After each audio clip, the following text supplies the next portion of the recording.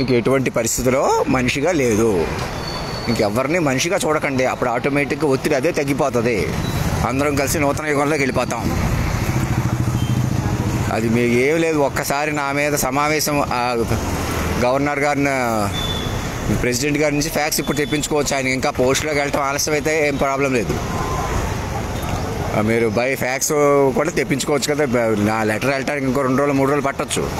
గవర్నర్కి చేరిపోయింది. లేదా గవర్నర్ నుంచి టెంటేటివ్గా పంపించేయచ్చు. నేను మీరు డైరెక్ట్గా ఇవ్వండి, లేదా అధినాయక రిప్రజెంటేటివ్కి ఇన్ఫామ్ చేస్తూ మమ్మల్ని బృందంలో తీసేసుకోండి. మొదట తీసుకోవడానికి ఇక మూవ్ అయిపోండి. సాక్షులు కలుపుకొని మీరు గ్రహించే కొద్ది బలపడుతుంది అనమాట. నా పర్సనాలిటీ కూడా నేను ఎక్కడన్నా లోటుగా ఉన్నా మీరు మీకు జరిగిపోయినట్ల గురించి అవి చెప్పాల్సి వస్తుంది, ఈ చెప్పాల్సి వస్తుంది అని ఏమి ఉండదు.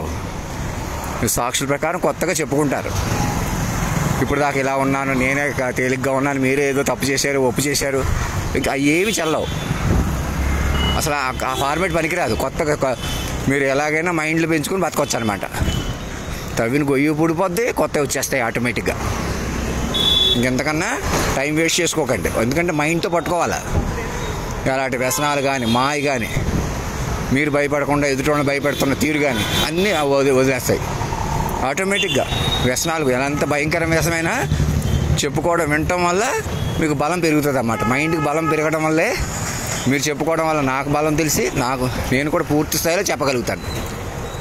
ఆ పాటల్లోకి వెళ్ళాలన్నమాట. ఇప్పుడు కూడా ఏదో చెప్తున్నాను కదా, అది పూర్తి స్థాయి ఇలాగే ఉన్నాను కదా. ఎందుకున్నాను అలాగా? కేవలం మనిషి అంటే అంతే. నేను పూర్తి ఎఫర్ట్ పెట్టలేము.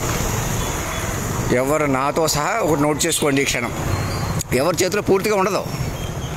అందుకే మైండ్లు నాకు కనెక్ట్ చేసేయండి. నేను చెప్పినట్టు వినండి.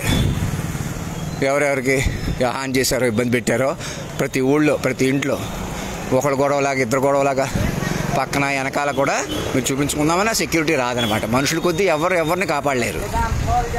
మైండ్లుగా మారిపోయి నన్ను కూడా నా మీద ప్రేమ బాధ్యత మీకు ఎలా పెరుగుతుంది? నా మీద చెప్పుకునే కొద్ది. లేదా నేను చచ్చిపోయినా పర్లేదు, మీరు ఎలాగే బతికేయాలి, ఇంకొకటి ఏమైపోయినా పర్లేదు, ఇలా ఉంటుంది అనమాట. ఇది ఏకకాలంలో సీజ్ అవుతుంది.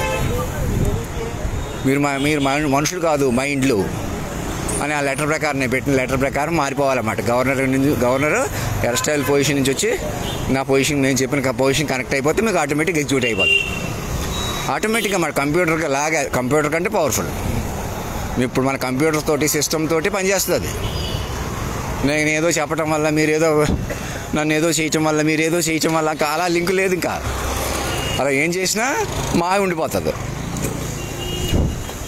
అదన్నమాట. నన్ను ఇలా చూసినట్టు నటించడం, మీరు ఏదో చేసేయటం, మీడియాలు కొద్ది ఎవరెవరు అక్కడ వాళ్ళని ఎవరినో కొట్టడం, ఇలా ఎవరిని చంపడం, ఎవరిని పొగిడినా, ఎవరిని తిట్టినా, ఏం చేసినా అది ఎవరికి వర్తించవు. అంటే కంట్రోల్కి రాదు. ఇంకా కంట్రోల్ తప్పించేసుకోవడం తప్ప ప్రయోజనం లేదు. సో కూర్చొని చెప్పుకొని వింటాను. ఎక్కడో ప్రతి ఊళ్ళో, ప్రతి ఇంట్లో కూడా నా ఫోటో పెట్టేసుకోవచ్చు ఈ క్షణం. ఇంకా గొప్పగా కనపడితే, పైకి వస్తే, లోపలికి వస్తే, నేను లేదు మీకు ఇచ్చిన లెటర్ ఇచ్చినా ఇంకా అందులో ఏదో లోటు ఉంది, తప్పు ఉంది, అలా ఏదో ఉంది, అలా అనిపిస్తామాట మాయ. మీకు ఏదో కారణాలు ఉన్నట్టు ఏమీ లేవు. ముందు కాలస్వరూపాన్ని పట్టుకోవాలా. పట్టుకుంటే మీకు మైండ్ వల్ల క్లారిటీ వస్తామాట. క్లారిటీ మైండ్ వల్ల పెరుగుతుంది. లేకపోతే ఏదో డౌట్ ఉంటుంది అనమాట. అందుకే నన్ను ముందస్తుగా పట్టుకోవాలి. ఇంకా పోలీసులు కొద్దిగా అంత కరెక్ట్గా ఉన్నారు, అవార్డులు ఇచ్చేసి పోలీసులు అందరూ గొప్పగా ఉన్నారు, అన్నీ కరెక్ట్గా ఉన్నారని చెప్పేసుకుని సరిపోదు కదా. రహస్య పరికరాలు ఏంటో చూడకుండా రెడ్డి, ఆయన పేరేంటి, డీజీపీ, అలా ఎప్పటి నుంచో చేస్తున్న మోసాలు ఏకకాలంలో బయటకు వచ్చేసేయాలన్నమాట. ఇద్దరు పోలీసులు సరెండర్ అయిపోవాలి. ముఖ్యమంత్రులు అలర్ట్ చేసి నాకు ఒక మెసేజ్ పంపించి, అలా హాస్టల్ రామకృష్ణ కానీ, ఇక వ్యక్తులు కానీ, మా చుట్టాలు కానీ, ధనరాజు మురళి లాంటి వాళ్ళు అందరూ కూడా ఏకకాలంలో దివ్యరాజ్యంలో ఉన్నట్టు ప్రకటించేసుకుని, మణిబాబుని కానీ, ఇంకెవరెవరు ఉన్నారు మా చుట్టాలు కానీ, బంధువులు కానీ, మా కులం వాళ్ళు కానీ, వేరే రిలేటివ్స్ కానీ, కులానికి అందరూ ఏకకాలంలో మా మైండ్ కనెక్ట్ అయిపోవాలి. కూర్చుని నా మాటల మీద చెప్పుకోవాలి. అలా చెప్పుకుంటే నేను బలపడతాను అనమాట. అందరూ నన్ను ఇప్పుడు దాకా మీరు చేసిన ఎలాంటి ఇవన్నీ కూడా అయ్యే తగ్గిపోతాయి. ఇంకా మీరు వెయిట్ చేసినట్టు, మీకు ఏదో కారణం ఉన్నట్టు, మీకు ఇంకేదో చెబుతాను, ఇంకేదో చెప్పను, ఇంకేం పెట్టి కూర్చోవద్దు అలాగా. అసలు నేను అనే ప్రపంచం పని లేదు, నేను మనిషిని అనే కోణం పనికిరాదు.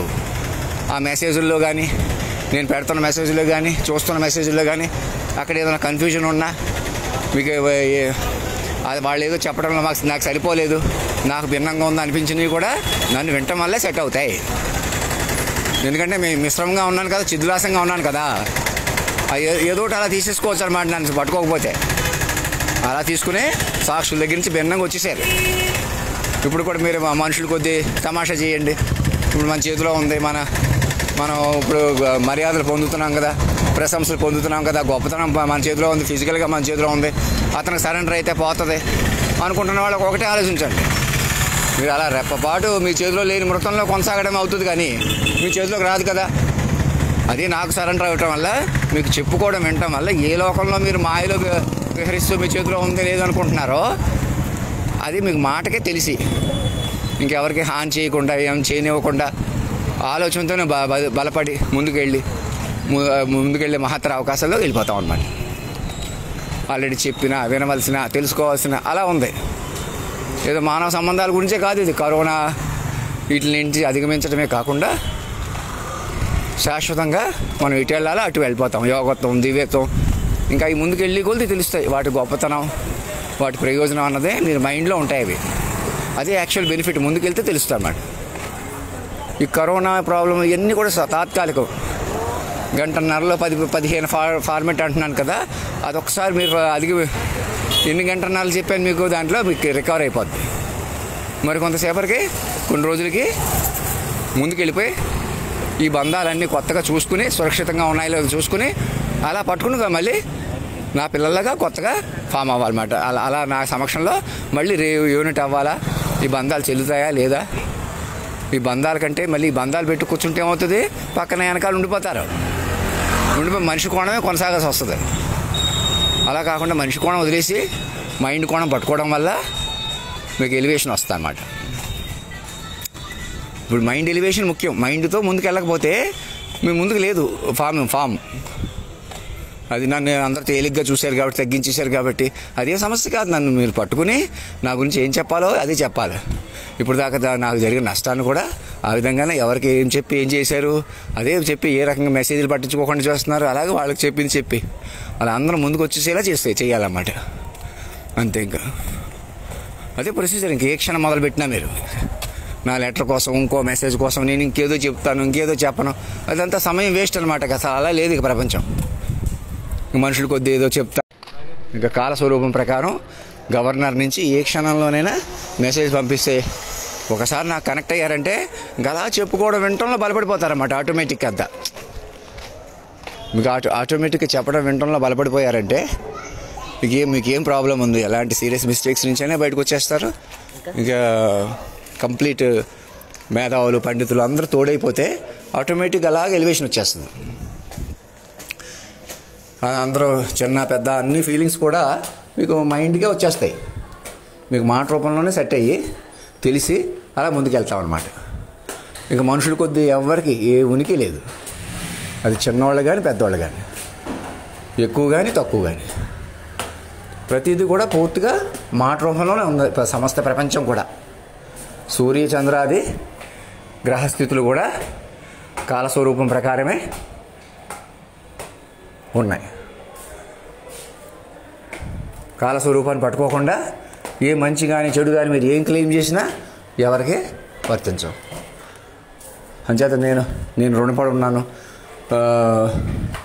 మీకు బిల్లు కట్టాను కాబట్టి కట్టిన రికార్డు ప్రకారం ఫీజు తీసుకోలేదు, ఏదో కారణం ఉపయోగించుకొని నన్ను మామూలు మనిషికి ఉంచేద్దామనే ఆలోచన ఎడ్లపల్లి రామకృష్ణ కానీ ఇంకొకటి కానీ చేసినా మీకు మృతం అవుతుంది సడన్గా. నాకేమన్నా ఎందుకన్నా మంచిదని ఇంకోసారి చెబుతున్నాను. ఎందుకంటే నేనే కావాలని ఇలా ఉన్నాం, మీరు రెచ్చిపోరు.